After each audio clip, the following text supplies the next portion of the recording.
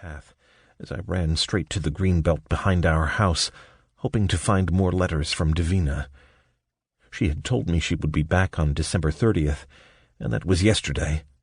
If the stars were with me, she wouldn't have left yet. There were 4 bottles with letters expressing how much she wanted to meet with me and talk. Reading her letters, I felt sick to my stomach from seeing how the woman I loved had come back sooner than expected and begged me to answer her. Did she come back because she missed me? I closed my eyes when I read her conclusion that I was angry with her and no longer cared.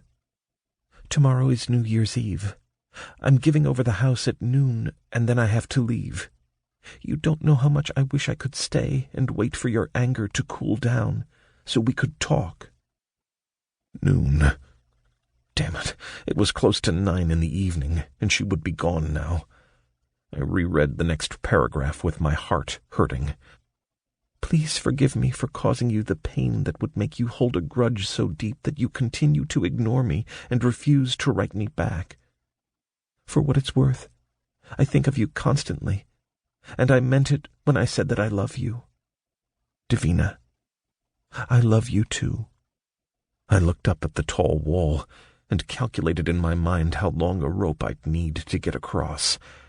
Flying over with my drone would draw unwanted attention, so I'd better do it as simply as possible.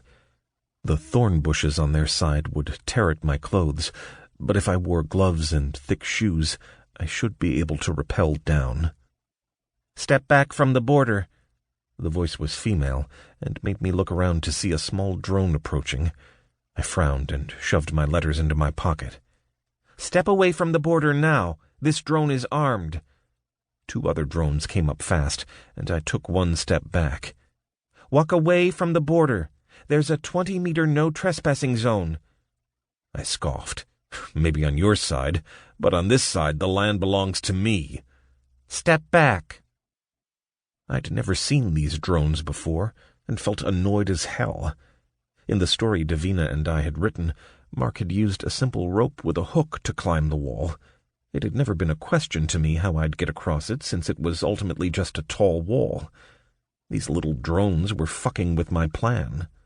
"This is a no-trespassing zone." Where did all these drones come from? I didn't expect the voice to answer, but it did. "Border security has been enhanced, and these drones have the means to harm anyone who tries to climb the wall." "What do you mean, harm? Aren't you people supposed to be pacifists?" "We will numb you. It's not lethal, but if you climb the wall you might hurt yourself falling down." "Who am I talking to?" "This is Border Patrol Officer Tanya Banner. I'm going to ask you one last time. Step back from the wall." "All right, Tanya." I knew she could see me via the cameras in the drones.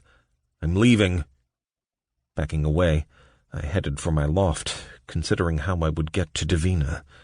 Those drones were a nuisance, but they wouldn't hold me back.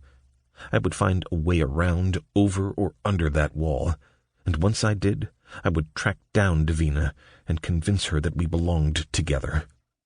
Coming close to death had made me sure of one thing. I would regret it for the rest of my life if I didn't do everything in my power to make Davina mine. The dusk gave me enough light to find my way into the hay barn and up the stairs to my apartment, where I headed straight for the bathroom. My clothes were filthy and sweaty from days of wear. Stripping out of them, I walked into the shower and enjoyed the warm water falling down on me. I wouldn't give up until I'd found Davina.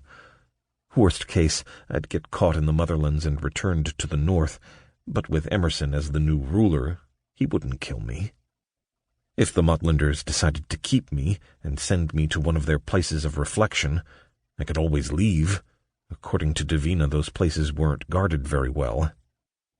Davina's letters had been painful to read, but at least her sweet declaration of love gave me hope that I could convince her to come back here with me.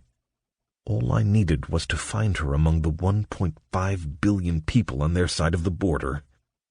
Despite the daunting task, I began whistling, because a few hours ago I'd been facing death. Now that I'd been given a second chance at life, I sure as hell wasn't going to waste it worrying about all the things that could go wrong.